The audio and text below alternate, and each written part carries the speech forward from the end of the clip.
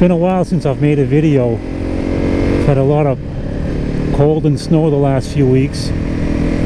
But what I wanted to talk about today was, if I was going to do an around the world trip, what bike would I take? And there's no right or wrong answer here. People have done around the world trips on all kinds of bikes. I read this book by a guy named Dave Barr. He's a double amputee, and he did it on a 1972 Harley Davidson. Ted Simon did it on a Triumph Tiger 500 back in the 70s, and then we know Neil Peart did it, and Ewan McGregor did it on a big BMW. And back in the day, there weren't a lot of choices for rides like that, but today we're lucky. We got a ton of choices, and there's a lot of bikes that I would consider. Now, the smallest bike I would consider is probably something like a Suzuki DRZ 400. I don't think going any smaller than that is going to be comfortable. I don't think the bike is physically big enough to comfortably do it. But to be honest, I don't even think I would do it on the DRZ 400. I just don't think it's set up for long distance touring, even if you customized it.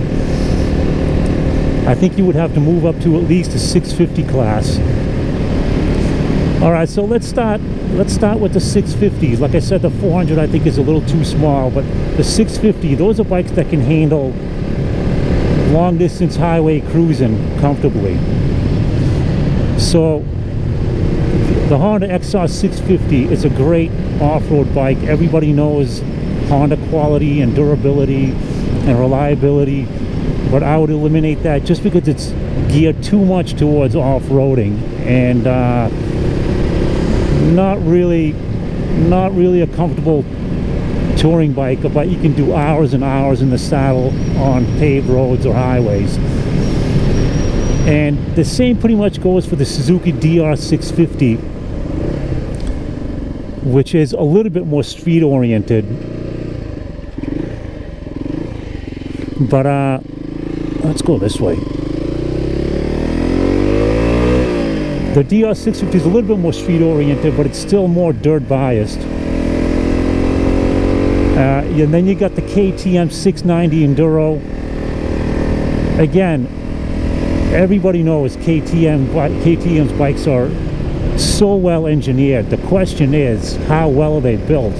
They've had some reliability issues, and if you're going to take one bike and your life could be depending on the bike, kinda. I don't think, just for that reason, I think I would have to knock the KTM off my list. And then you got the but it's actually, I think the Husqvarna makes a 650. Again, I don't know much about Husqvarnas. If you break down, where are you going to get parts for that thing? It's just such a rare bike. I think it's called the TR 650, and then there's also Beta, an Italian company. They make some nice enduro bikes. So that leaves the KLR 650.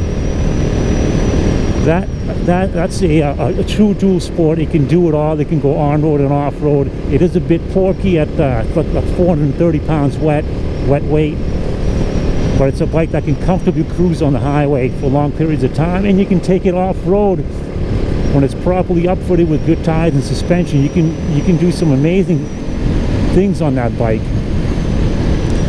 Now, if you're looking for something, if you're going to be doing this tour and staying in the northern hemisphere or staying in countries where you're going to be on paved road most of the time, maybe you want to consider a bigger, more robust bike like the Tiger 800, BMW F800 GS, or the Africa Twin.